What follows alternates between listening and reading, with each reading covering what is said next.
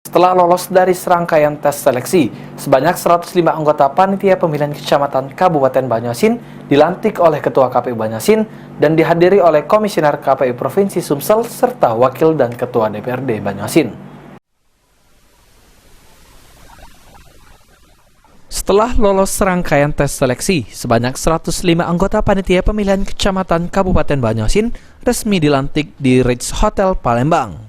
105 anggota PPK ini sendiri akan bertugas di 21 kecamatan Banyuasin dengan satu kecamatan masing-masing 5 orang PPK. Ketua KPU Banyuasin Nurul Mubarak meminta semua PPK yang dilantik untuk berpegang pada aturan PKPU nomor 8 tahun 2022 sehingga kualitas pemilu dan pilkada di Banyuasin berlangsung aman dan berkualitas.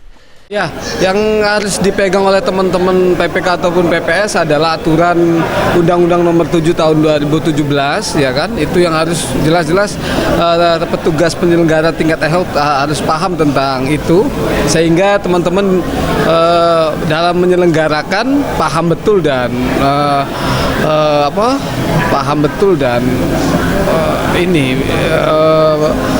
bisa memahami aturan, sehingga kalau ada tantangan ataupun permasalahan di bawah akan cepat terjawab dengan aturan itu sendiri.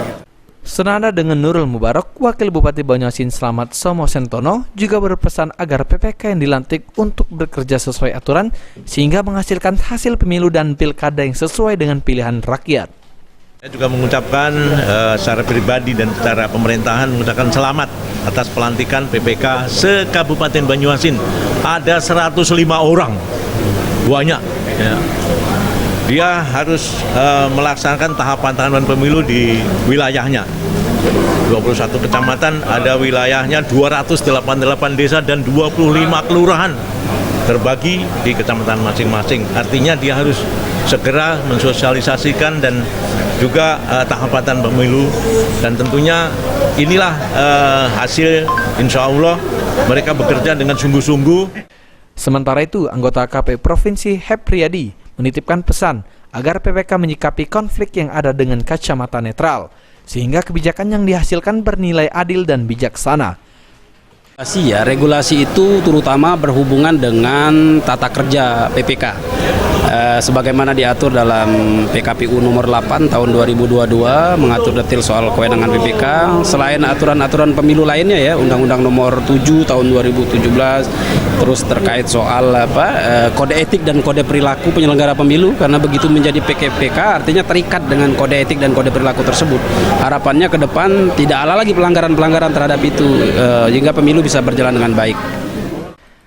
Hadir dalam pelantikan 105 PPK Kapolres Banyuasin dan Dim 0430 Banyuasin, perwakilan Kejari dan 4 anggota KPU Banyuasin lainnya yakni Bahrialsa, Siti Kholija, Riki Oktardinata, dan Agus Suprianto serta Sekretaris KPU Banyuasin Sopran Sulaiman, PAL TV.